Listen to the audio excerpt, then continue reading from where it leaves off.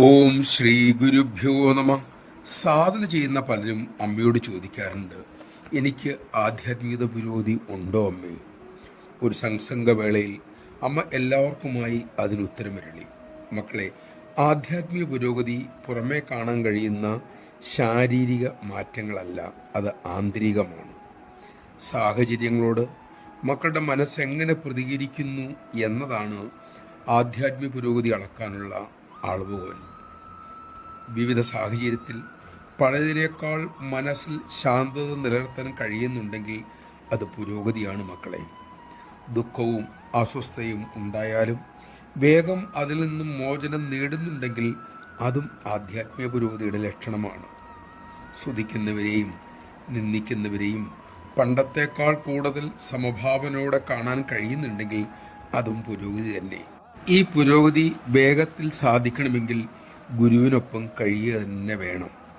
സേവനവേളയിൽ സ്വയം നിരീക്ഷിച്ചാൽ സാധന ശരിയായ ദിശയിലാണോ എന്ന് മക്കൾക്ക് തന്നെ തിരിച്ചറിയാം.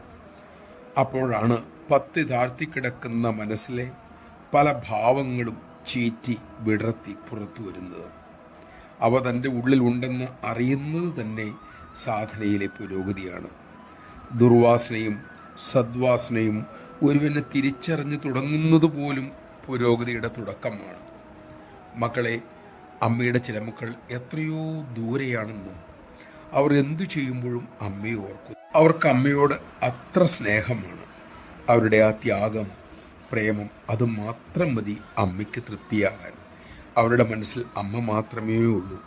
എത്ര കാലങ്ങളിലെ തപസ് കൊണ്ടാണെന്നോ അത്തരമൊരു ഭാവം കിട്ടുക, അത് ആ പ്രേമം കൊണ്ട് തന്നെ അവർക്ക് കിട്ടിയിരിക്കുന്നു. ഈശ്വരകൃപ കൊണ്ടാണ് അത്തൊരു മനസ്സ് മക്കൾക്ക് കിട്ടിയത് തന്നെ.